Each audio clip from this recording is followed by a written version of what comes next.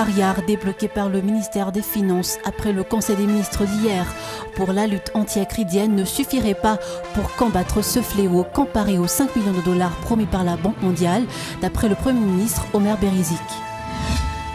Des efforts sont encore à déployer pour promouvoir le tourisme à Madagascar, selon l'Office malgache du tourisme. En effet, des désinformations sur l'insécurité dans le pays circulent encore dans beaucoup de pays à travers le monde. Bonsoir à tous et merci de nous rejoindre dans ce journal de la TV de Madagascar. Nous sommes ensemble pour quelques minutes d'information. Et on commence avec l'actualité politique. Le nouveau calendrier électoral ne peut être établi que sur décret de report pris en conseil de gouvernement selon le président de la CENIT. Et c'est à partir de ce décret que la CENIT peut saisir les experts des Nations Unies. Les membres de la CENIT ont tenu une assemblée générale ce jour afin de discuter de la suite du processus électoral. Reportage de Diamond Genève et de Rifran Genertson. La CENIT a reçu une lettre émanant du gouvernement ce jour. Cette lettre n'est qu'une simple appréciation d'après Atala Béatrice, président de la CENIT, qui a mentionné par la même occasion que le Premier ministre s'est enquis auprès de la CENIT de ce problème de cas de force majeure qui justifierait le report de l'élection. Face à cette situation, la présidente de la CENIT avait indiqué que cette institution n'est pas compétente pour décider du report de la date de l'élection. Ceci est stipulé par l'article 3 de la loi sur l'élection du premier président de la 4e République, conjointement au paragraphe 10 de la feuille de route.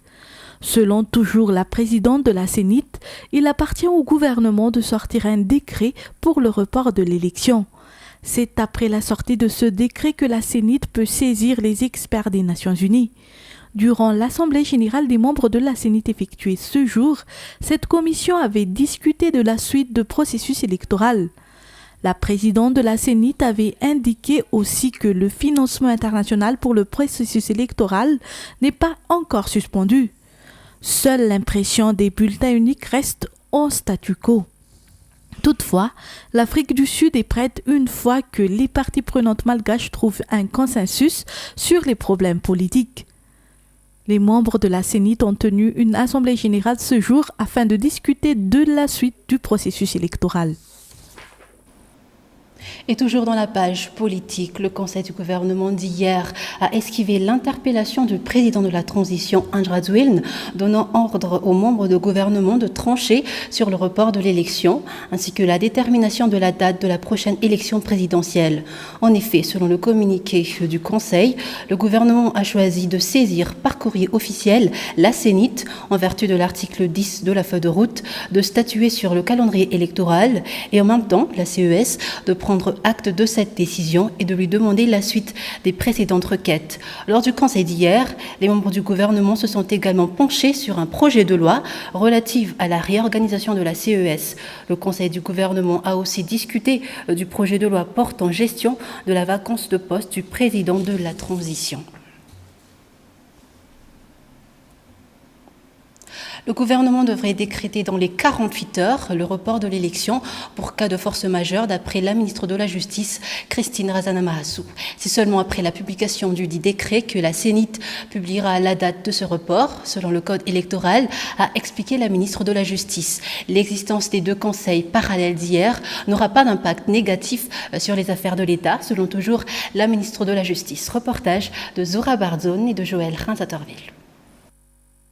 Les deux conseils parallèles d'hier, à savoir le Conseil des ministres et le Conseil du gouvernement, respectivement à Yavlou et à Mbutsuruaj, ne sont que la suite de la déclaration de la CES pour cas de force majeure dans le pays. Le ministre de la Justice a expliqué que la décision de ce report appartient au gouvernement. C'est la raison de la poursuite du Conseil du gouvernement jusqu'à hier. La ministre de la Justice a insisté que ce conseil du gouvernement n'aurait pas dû être organisé car le Premier ministre Omer Berizik sait que le conseil des ministres dirigé par le président de la transition se tient toujours tous les mercredis à Yavlou. Mais la situation d'hier n'est pas de nature à avoir un impact quelconque sur les affaires de l'État selon toujours les explications de la ministre de la Justice. Questionnée sur le cas de force majeure, cette dernière a répondu que sur ce point, la balle est dans le camp du gouvernement. Ce qui revient à dire que le gouvernement devrait promulguer dans les 48 heures le décret portant report de l'élection. Au cas où le gouvernement ne prend pas ce décret, dans les 48 heures, le premier responsable de l'État convoque une réunion d'urgence des membres du gouvernement afin de décréter dans les plus brefs délais le report. Et c'est seulement après la publication de ce décret que la Sénite annoncera la date du report de l'élection, a précisé la ministre de la Justice. Des membres du Congrès de la Transition ont demandé la démission du Premier ministre Omer Berizik ce matin lors d'une séance à Timbazaz. Cette demande a été déposée après l'absence du Premier ministre au Conseil des ministres hier. Le Premier ministre a répondu qu'il n'a nullement l'intention de démissionner. Les détails avec Myrine Djanjeblou et Omeka Khaneft. Le respect de la loi en vigueur à Madagascar est la principale raison de l'absence du Premier ministre Omer Berizik au Conseil des ministres hier, selon ses explications face aux membres du Congrès de la Transition ce jour. En effet, la feuille de route et la Constitution stipulent que tout candidat à la présidentielle, titulaire de mandat politique, dont le président de la transition Andratswil, doit démissionner 60 jours avant l'élection, d'après toujours Omer Berizik. Ainsi, il a décidé de ne pas assister au Conseil des ministres, a-t-il ajouté. De plus, le Conseil du gouvernement de mardi dernier avait décidé que la réunion des membres du gouvernement au palais de Mazouarive était prévue se poursuivre le lendemain.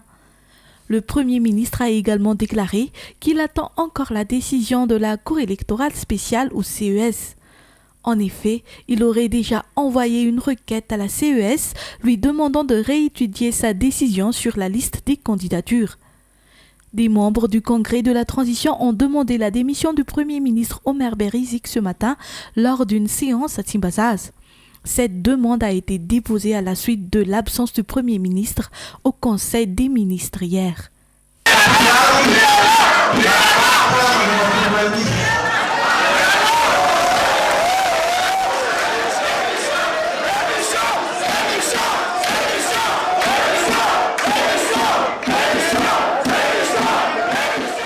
Le Premier ministre a rétorqué qu'il n'a pas l'intention de démissionner. Par contre, il n'hésiterait pas à quitter son poste si une institution habilitée à le limoger lui demande de partir. Sujet pour continuer notre journal. Le président de la transition a accusé l'inertie du Premier ministre d'être la propagation de l'invasion acridienne lors du Conseil des ministres d'hier. D'après le Premier ministre, les 2 milliards arrières débloqués par le ministère des Finances après le Conseil des ministres d'hier ne suffiraient pas pour combattre ce fléau comparé aux 5 millions de dollars promis par la Banque mondiale. Reportage de Myrine Djanjeblou et d'Omeka Khaneft. Les criquets sévissent actuellement à Tanfoots, à quelques kilomètres d'Antsirabe, en direction d'Antananarivo. Un essaim monstre de centaines de milliards de criquets couvre depuis quelques jours le ciel de Madagascar, du jamais vu depuis 16 ans. Le Premier ministre n'a rien fait, n'ayant pris aucune mesure de stratégie et d'action pour combattre l'invasion acridienne, selon le président de la transition hier lors du Conseil des ministres. Le Premier ministre et certains membres du gouvernement semblent trop accaparés par les affaires politiques et ont laissé au second plan le traitement de ce fléau national, d'après toujours le président de la transition, selon lequel cela fait 3 mois que cette invasion acridienne a fortement frappé des régions du territoire national. Le ministère des Finances a ainsi débloqué 2 milliards d'ariars pour lutter contre l'invasion acridienne en attendant les 5 millions de dollars, soit près de 10 milliards d'ariars, promis par la Banque mondiale. Des mesures d'accompagnement ont été également prises, entre autres la désignation du ministère des Forces armées, du ministère des Finances et du CNLA pour coordonner les premières actions à mener en Antsirabe. Les 2 milliards d'ariars ne suffiraient pas pour lutter contre ce fléau que sont les criquets et sont insuffisants comparés aux 5 millions de dollars selon le Premier ministre Omer Berizik. Le pays a besoin de l'aide internationale car la situation actuelle ne permet pas à Madagascar de trouver une telle somme. D'après le Premier ministre Omer Berizik, l'invasion acridienne a toujours figuré dans l'ordre du jour du Conseil de gouvernement depuis ce mois de mai.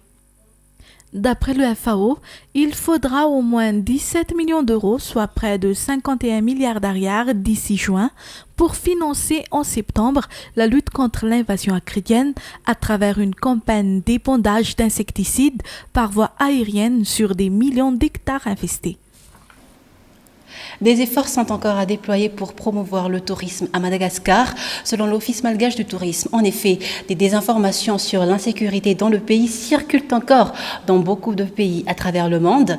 Ainsi, pour redorer l'image de Madagascar, l'ONTM s'efforce de trouver des opérateurs touristiques étrangers pour vendre la destination Madagascar. Mamtina Djibloul et Arfit Rakotmanal. Même les touristes venant des pays des îles Vanni sont encore réticents à venir à Madagascar selon l'Office malgache du tourisme. Jusqu'ici, l'image de Madagascar reste encore la même que celle diffusée depuis l'année 2009, à une époque où Madagascar figurait dans la liste des pays déconseillés en termes de tourisme. Selon l'ONTM, cette situation nuit à l'économie malgache alors que le tourisme figure parmi les secteurs pourvoyeurs de devises dans le pays. En outre, cette situation nuit également au secteur privé qui, depuis l'année dernière, a commencé à investir dans la relance du tourisme. Beaucoup d'efforts sont encore donc à déployer pour que Madagascar se trouve son image d'auparavant. Pour enlever cette image qui est perçue même à La Réunion sur Madagascar au niveau de la sécurité, au niveau de pas mal de choses. Les gens pensent qu'encore que les gens... À La Réunion, qui est à 1h15 d'avion, souvent les gens pensent que Madagascar, à Tananarive, on ne peut pas marcher à pied, on ne peut pas sortir le soir, que le pays est encore en crise dans la rue, alors que tout ça n'existe pas. Et nous, c'est vrai qu'on rassure les marchés à chaque fois que nous allons à l'extérieur. On l'a fait à La Réunion. La preuve, c'est que cette année, La Réunion est un marché qui a plus 15% pour nous à Madagascar. Donc c'est très important. Et je pense que les îles Vanni, malgré le marché européen, peuvent nous amener des clients aussi. Des Seychellois pourraient venir, des Mauriciens pourraient plus venir à Madagascar. Mais je pense que le pays attire les Îlois voisins, mais c'est tout un problème de désinformation, je pense qu'il faut régler au niveau de la sécurité surtout, ici à Madagascar. Selon toujours l'ONTM, Madagascar se tourne actuellement vers les pays autres que ceux d'Europe. Cette dernière, qui traverse actuellement une crise économique, a déjà vu baisser le nombre de touristes qui ont visité la Grande Île, rien que pour le premier trimestre de cette année.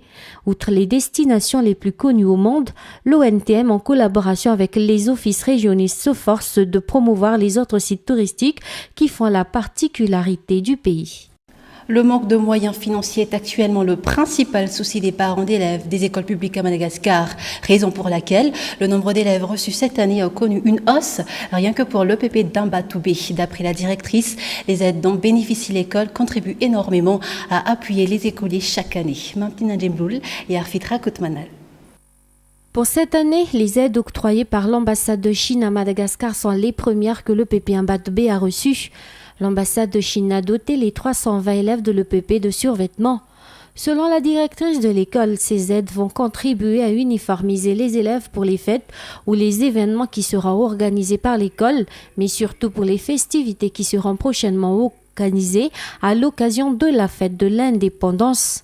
Les élèves de son établissement sont les plus défavorisés du Fouktan, a expliqué la directrice de l'école. En effet, la majorité d'entre eux vont pieds nus et portent les mêmes vêtements tout au long de la semaine. La directrice de préciser qu'il y a également des enfants qui vont à l'école le ventre vide, faute de moyens financiers. Les parents ont des difficultés à subvenir aux besoins de leurs enfants. Selon toujours les explications, les difficultés rencontrées par les ménages actuellement se reflètent par la hausse du nombre des élèves qui fréquentent l'EPP. De 290 l'année dernière, l'EPP a reçu 320 élèves cette année. Malgré l'insuffisance d'infrastructures, l'EPP a satisfait toutes les demandes d'inscription qu'elle a reçues pour aider les familles du Fouktan. Ainsi, pour appuyer, l'EPP travaille avec quelques organismes dans l'ambassade de Chine qui l'année dernière a octroyé des cartables et des fournitures scolaires aux élèves. Pour cette année donc, l'ambassade a offert des vêtements et des fournitures scolaires pour les élèves pour qu'ils puissent terminer l'année scolaire équipés, selon l'ambassadeur de Chine. Et puisque c'est une école publique primaire, les enfants sont issus de familles ordinaires. Nous espérons qu'ils peuvent faire leurs études dans la bonne condition. Comme dire, dans 2 jours. Dans 2 jours, ça sera encore la journée internationale des enfants. Donc il est important de faire plaisir aux enfants. Voilà. La remise officielle de ces dons par l'ambassade de Chine s'est tenue ce jour à l'EPP d'Ambatoubé. Et voilà, c'est la fin de ce journal. Merci de l'avoir suivi. Bonne soirée à tous.